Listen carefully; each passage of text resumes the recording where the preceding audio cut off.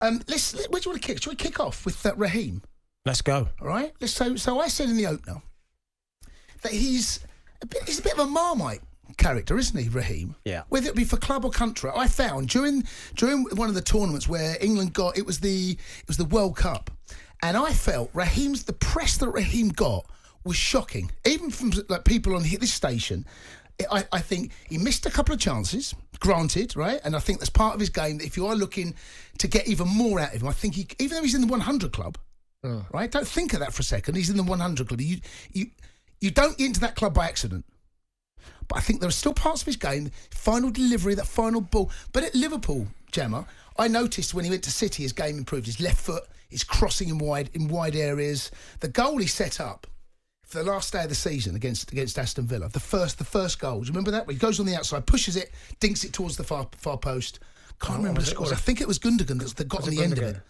So, okay, why is he much maligned? It's a tough one because, like I said, I think you're right with the Marmite. It's either you love him or you hate him. Seems like it. And from watching, I think, and seeing and hearing the fans, it is the frustration of they know what he can do. They know how great he can be. You know how many goals he can score and he assists, and his numbers don't lie. And he's a proven, prolific player. But I think they get frustrated when it's not consistent. And when he's not at that high level, he's an easy target. That's what it seemed to me. And I don't want to say this and bring out the race card, but I do feel that also may have something to play. Do you know what? During the World Cup, I felt that some of the treatment of him, there was a gun tattoo, I don't remember that, the gun tattoo, it did feel as though there was a little bit of a pile on, and some of the things that have been said and written about him over the last 7 or 8, 9, 10 years, since he really burst onto the scene, I think you're right. I think there is something about that. I think it's that easy to have a pop at the young black London boy that's gone to Liverpool. How dare he want to leave Liverpool? Him and his agent forced to move out Liverpool and went to Man City. Right?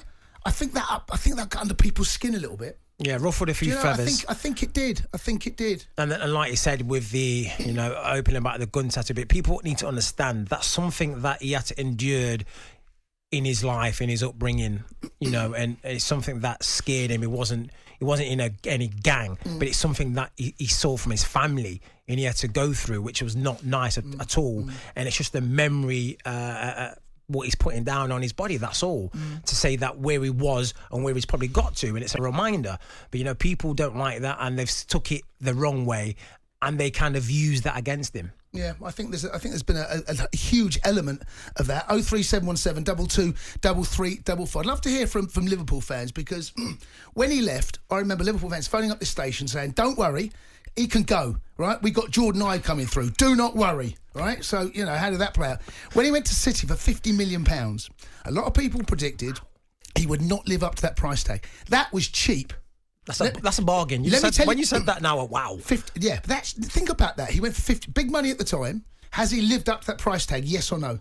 Absolutely, and more. And more, 100%. Yeah. So I'd love to know what Liverpool fans think, because I know it hurts when a player wants to leave your club. I get that, but tell us about the player. That season under Brendan, when you had Suarez, Sturridge, and him up top, it was a frightening front three. And City fans, there's still City fans that kind of feel a bit...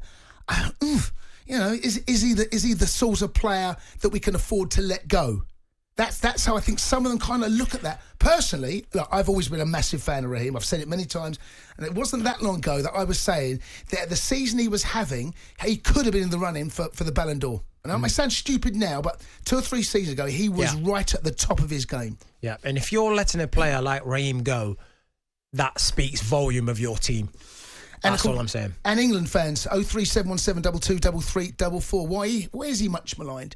Let's go to the lines. Let's go and speak to Tony, who's a Liverpool fan in North America. Tony, good morning. Is it good evening? Good morning where you are. And happy 4th of July as well, by the way.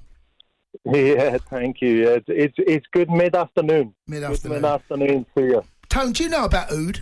About there's this smelling aftershave now that if you've got a bit of oud in it, then you're onto a winner. Have you any steer on this, on the oud? You sound like you're talking as much sense right now as what you talk about when you say Liverpool fans don't like Sterling. Okay. I have no idea what you're talking about. Go on then, Tone. Put me right. I'm not putting you right, mate, but I think it's a myth that Liverpool fans don't like Sterling. Oh, is that?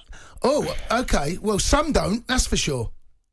Well, some don't, but I mean, how many Liverpool fans are there? There's some who don't like everything, there's some who don't like Marmite, and some who do, you know. But I mean, Sterling got a lot of stick when he left. It's not because he's a young black London boy, like you fellas said a few minutes ago. It's because of how he left. And he was great. Like, you know, Jermaine, I don't think you got that much stick when you left. Yeah, I didn't go to Man City. That's the arch rivals, isn't it? You know, it's like... No. Man City, yes. Liverpool's arch rivals. Yeah, I know, but Man City are the team that challenge Liverpool now, so they're just as big as obviously not as big as Man United, but the next biggest thing is obviously, you know, Everton and City. So that's it's right. You're not wrong saying that, mate. But to throw in that he's a young black London boy is silly. You know, Most I think Liverpool fans at the time were upset of how he left because he did that interview. You fellas remember the interview, right?